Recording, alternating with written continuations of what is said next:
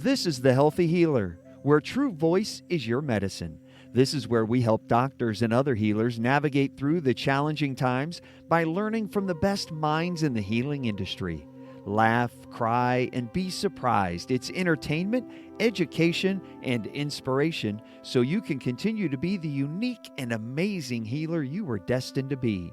Welcome to humanity. Welcome to The Healthy Healer with Dr. Fred. Hello, everybody. It's Dr. Fred again, and welcome to the next amazing episode of The Healthy Healer. And this is a place where we actually interview people who are healers and got there on their own special path.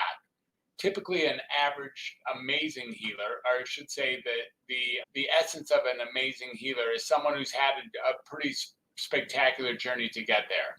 It takes something to commit yourself and to dedicate yourself to healing others. And it generally takes getting in touch with yourself through one form or another, through life's adventures or through studies or through reflection or through trauma, lots of different ways to get there. So we're going to find out today about an amazing healer who has joined us for this conversation. Her name is Holly Bellebuono. And what we're really talking about here is Holly has become an amazing herbalist over time and has learned how to do this through her tricks of the trade and through her learning and living experiences. Without further ado, I'm going to introduce you to our guest. Welcome, Holly. It's great to have you on The Healthy Healer. Thank you, Fred. So nice to be here. Yeah. So I'd like to ask a question usually of my guests, an early question that can really open up a lot of avenues of directions to go.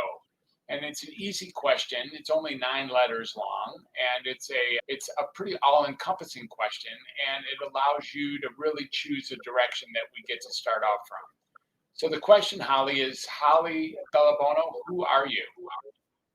Oh, great question. The professional response is, I'm an entrepreneur, I'm an herbalist and an herb school director, I'm a nonprofit executive, and I'm a business coach. But the real answer, to get more personal and a little bit more nuanced, is I'm somebody who really appreciates purpose and mission in what we do in our lives and in our businesses. I really get excited by people and businesses that work for a greater good. And that can be retail businesses who are B Corps or certified organic or whatever it is they do, or it can just be people who are mission driven in their lives. So that's who I am. I'm a mom. I have a cat. I live on an island, so I spend a lot of my time at the beach and in the sand dunes. Um, I'm in New England, so it's autumn, so that's not gonna last a whole lot longer. I like to hibernate in the winter, and I'll be going indoors and baking cookies for the next 6 months. Well, great. And it's not just any island you live on, right? You live on Martha's Vineyard, is that right? Yes, Martha's Vineyard Island is a resort island. It's a pretty special place. When we go Totally. to the mainland, we call it going to America. Yeah, It's, it it's, is its own country for it's sure. been a real Yeah, it is its own country, most definitely. It's been key to my growth as an herbalist, honestly, because when I moved here in 2005, I was already an herbalist and I was running an apothecary. But when I moved here, there had been an herbalist on the island who had just moved away. So I slid into her spot and was able to build my market in this global clientele area where people came from all over the world to visit, and I had lots of opportunities, so it was wonderful. It seems like a business like that would just thrive on Martha's Vineyard, and that the customer and the clientele is there, but you still have to meet them with a really quality product in order to have something thrive. And I know this from reading your bio, learning a little bit about you, that you do have a supreme quality product. Tell us a little bit about how you became an herbalist and where the different levels of what it takes to use plants effectively to improve our lives. Yeah, so I became an herbalist because I love plants. I started out as a gardener. I got a landscaping job when I was in graduate school. I was getting a master's degree in public administration, but my heart was with plants and being in the gardens and outdoors. And I started learning about edible herbs that you could eat, chickweed and locust flowers and red clover. and quickly started learning that they could also be medicinal. And it piqued my interest because my dad is a pharmacist and my mom is a registered nurse. They're both retired now, but they spent their whole careers in medicine. And so I spent my childhood, we'd be sitting around the dinner table eating spaghetti and meatballs, and my parents would be talking about the surgery that she helped at that day and how many cc's of medicine. It was very science. It was a very sciencey family, and I loved it. And so combining plants with science, automatically you get herbal medicine, and that was just a joy for me. That's really cool. So talk to a little bit about the early herbs, the red clover and the locust. Tell us a little bit about what you learned about those and how they could be not only edible but medicinal, and how did that launch you into exploring as deep as you have inside of the botany world? So, like a lot of people, I learned bits and pieces, little facts here and there. If you have this symptom, take that herb. If you have inflammation, take St. John's wort. Or if you have a topical wound, put comfrey on it. And it was a very magic bullet approach, which unfortunately I think a lot of people hear when they think of herbal medicine. They think there's one herb for this issue and that's it. It's like a pill you take. And I really started learning from a variety of people such as David Hoffman and Tiarona Lowdog and Rosemary Gladstar that the best way, I started really intuiting the best way to work with plants is to work with their actions, to think more broadly about what a plant does. For instance, is it astringent? If it's astringent, like sage, it's widely applicable. You can use it in a wide variety of situations, internal, external, everything from a cold sore to diarrhea to poison ivy on your skin. And it works not because it's a magic bullet, but because it has the chemical property of being astringent. Um, and so I started categorizing plants and teaching people about herbal actions in this way, and eventually opened my herb school, which was here on Martha's Vineyard. And I ran it as a 2 or 3 week intensive. So it was wonderful because I would rent a house on the vineyard in the summer, and people would come out for the intensive, and we would do workshops and hands-on tasting and exploring, and then the philosophy and the chemistry of the plants and anatomy and physiology. But then they'd also get to go to the ocean and the beach and explore Yeah. and go hiking. So it was a great opportunity for people to not only learn about herbs and become a community herbalist, but to connect with others and to learn about I had such a wide variety of students, everybody from pharmacists and nurses to farmers and gardeners to massage therapists to social workers who wanted to explore bringing plants in to help their clients. If somebody's working through anxiety and stress and depression, perhaps allopathic medicine isn't working for them and they need an alternative. And so how do you do that safely? So people would come to my herb school to learn the basics. It was really foundational. I don't teach really specialized things. I teach the basics so that people can get a really good grounding in what herbal medicine is and how to think about it. And then I've had students go on to work with other herbalists who do specialize in something like cancer or something more. Yeah, so in the general approach to herbal pharmacy or to herbal concoctions or herbal cures or herbal responses, what is it? How do you stay general for 2 or 3 weeks? What if I went there? What could I expect to learn in 3 weeks? Yeah, so I tend to, instead of concoctions or something, I tend to call it formulary or remedies. So I Okay. teach formulary, and there are many different ways to put together a formula or an herbal blend. And depending on the culture you're from, people in China have their own ways of putting together an herbal formula. People in the US or the West have different ways. But what I teach is my way of doing it. And it's just using common sense to think about an herbal action and what you need it to do in the body. So in my intensives, you would come to the vineyard for 2 or 3 weeks, or now it's an online course, so you could enroll online and download it.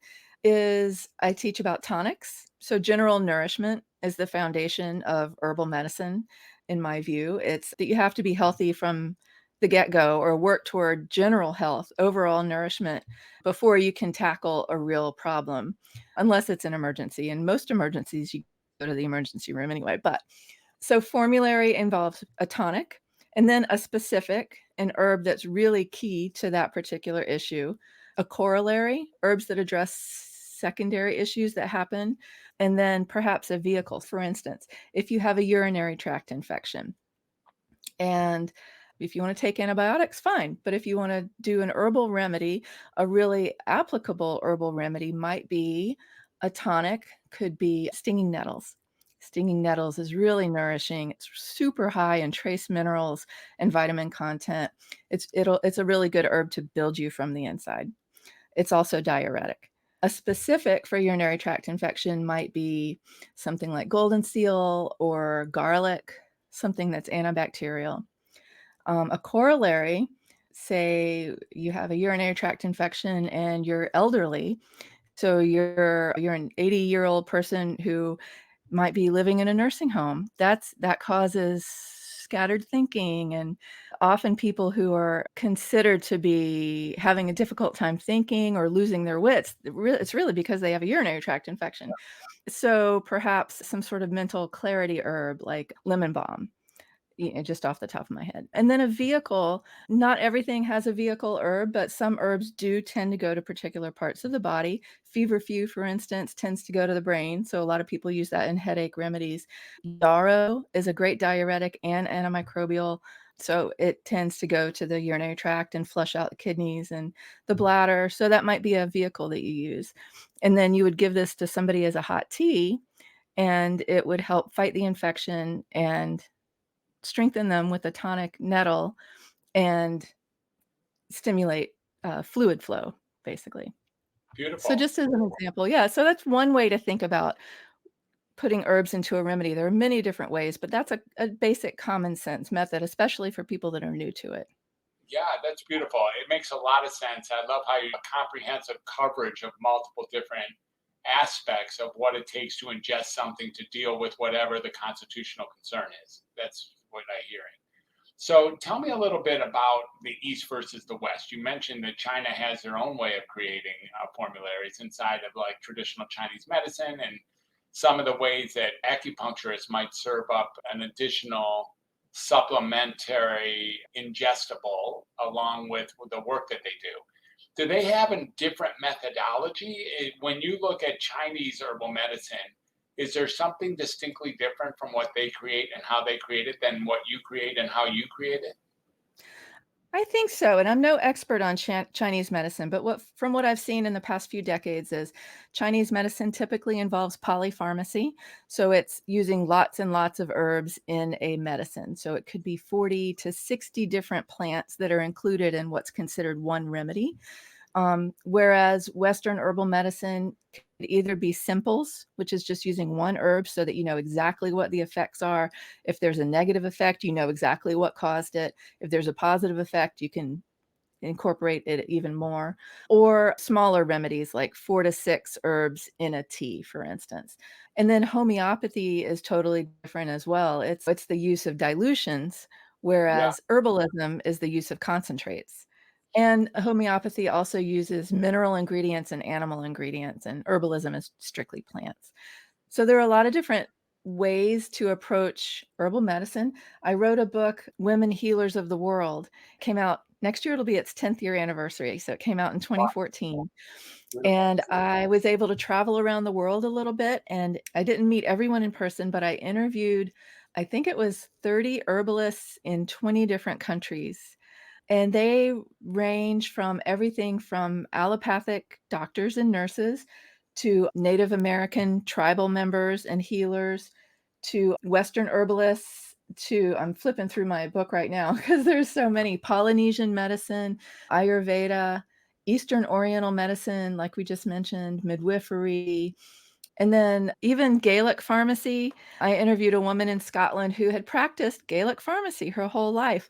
And what we might consider fringe traditions, or they might not even exist anymore, it wasn't so much to learn about how the medicine works, but my book was to learn about the women who worked in these traditions, lived these histories with their families or their communities, and just get a really big picture of the geography of herbal medicine as it's spread around the world.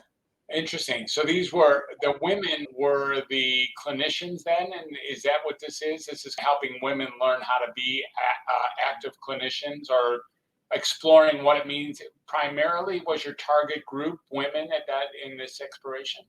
It was yeah, it was women healers, and it was not the audience, the readers of the book aren't gonna learn how to be clinicians. They're gonna gain a respect and be inspired by, women around the world who have faced obstacles or challenges in their cultures or their families to pursue whatever career they're in that had something to do with plants and plant medicine.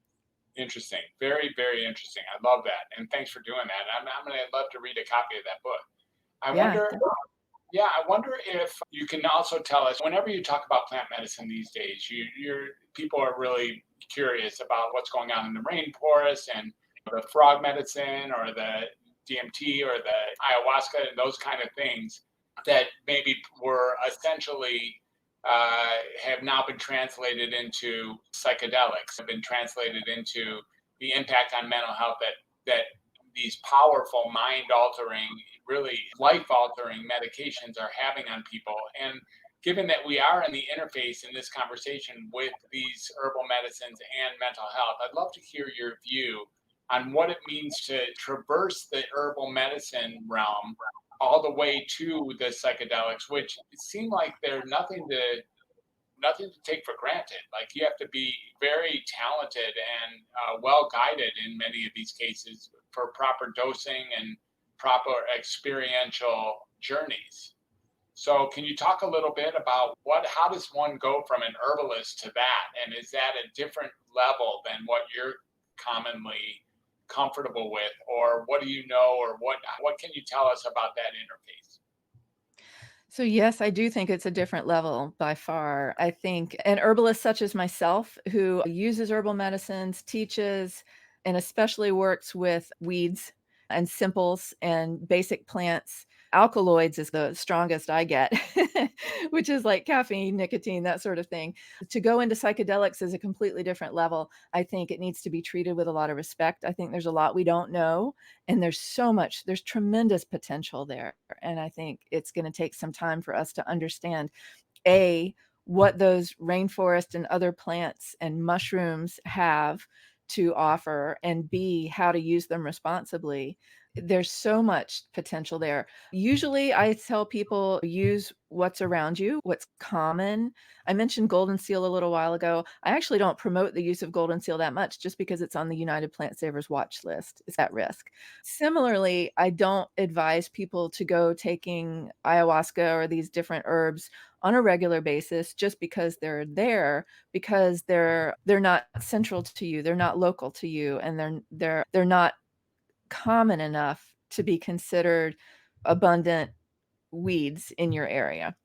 Hmm. However, if you live in the rainforest and you have an opportunity to harvest coca leaves, perhaps you want to. Perhaps there's reason for you. It's right there, it's in your backyard, it's plentiful.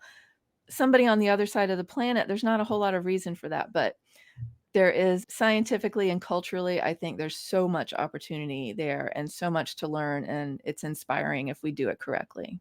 Yeah, if we do it correctly. What do you think the chances are that we can do it correctly? Can the world, the way it's set up now, actually responsibly take on those psychedelics and make them work the magic that's available through their effects? Maybe. I look at Paul Stamets on the West Coast who does work with mushrooms, and he is really teaching people about breaking boundaries with mushrooms and how to use them not just for health, but for building and beekeeping and so many different ways.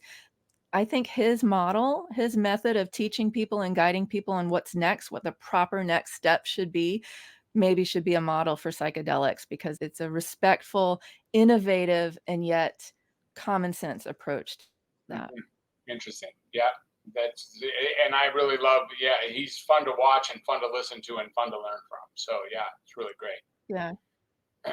And what about the interplay between what you do and the supplemental industry, or even more directly, the allopathic medicinal industry, where stuff's coming out of a laboratory or being put in a capsule or being put in a tablet and being called whatever it's called for X milligrams of this particular herbal remedy or addition inside of like mass like inside of mass supplements? Is there something, how does one pursue supplements that are made of, that are at least whose creators declare that they're made of powerful herbal formulae? Yeah, for one thing, a lot of those are isolates of a plant. They've taken one particular ingredient out of a plant and maximized it. And so it's not holistic, it's not, indicative of what the plant can do, and it probably doesn't do the right thing because it doesn't have the boundaries or the co-ingredients that the plant has naturally. So I think it's false advertising in many ways. But even more than that is there was a trend, honestly, I haven't seen it lately, but for years and years, there was a trend where any product that had the word ginseng in it, for instance, was immediately put on the shelf at the cashier stand as the magic product with this magic ingredient. I remember seeing potato chips with ginseng in them, and we have these little power drinks with ginseng, and it's just the most irresponsible, ludicrous use of plants and that intersection of botany and marketing is just ridiculous. I think consumers need to understand that just because the name of a plant is on a package doesn't mean it's worth buying or that it's gonna do absolutely anything. And I think consumers also need to learn about holistic medicine and learning that a plant is so much more than its key ingredient. Hmm. And that's gonna lead to smarter purchases and also stop this ridiculous wholesale trade of endangered plants such as ginseng. Hmm. Yeah. And yeah, that's really a great point. What is it about the interface between supplements? There are supplemental like companies. How can someone be certain that they're getting a whole plant? What do they have to do? Do they have to pursue an herbalist? How do they get that? It says holistic on the bottle, so I should probably believe it. That's what they're thinking in most cases. Or it says a Right. plant-based supplemental formula. That, how do I know that that's bogus, or how do I know that might not Yeah. be? It's tricky, and I think most consumers aren't gonna do it, but you really have to research your vendor, and you have to research if it's Gaia Herbs, they've been in the market for decades. They have a reputation for putting out a quality product. They grow their own herbs. Vendors that work directly with their farmers in whatever country where they're sourcing their ingredients. There are credentials that you can get in the industry, such as B Corp, such as Forest Stewardship Council that shows that you've harvested your trees responsibly. Um, Fair trade, Rainforest Alliance, all of these different credentials require a certain standard to be met in order to use that on their label. And that's a place to start. If you're really unsure, you haven't looked up a company and done your research, at least look on the label and see if it's got those credentials or something similar, because they really are vetted and they're held to a higher standard of not only sourcing ingredients or farming their ingredients in a certain way, but how they treat their employees, social expectations, how they treat their growers, their packaging, what their packaging is made from, their downstream habits, how they handle their waste, everything. That sort of thing should be more top of mind for consumers, even though it's really not, but it should be. Right. It's almost like like a permaculture attitude, like realizing where we are in the whole cycle of this whole thing. If we're going to turn these herbs into medicinals, or what I'd like to touch on now, into nutritionals. What is it that you do? We talk about plants in what they do in assisting us in dealing with ailments. But what about plants simply to eat? Eat because we want the nutrition, we want the sustenance, we want aspect of the plant that brings us a form of health that is not necessarily based on combating some ailment or some disturbance. How do we proceed in that direction, and which plants should we be eating? I love that question because one thing that I really try to teach people is about the most basic minimalist way to use herbs, which is as food. And those are tonic herbs. Generally, tonic herbs are the safest, most gentle, most nutritive, and abundant plants that you really don't have to worry about eating because they're GRAS, generally regarded as safe, such as nettles. such as dandelion, elderflower, red clover. Um, oh my gosh, there's so many.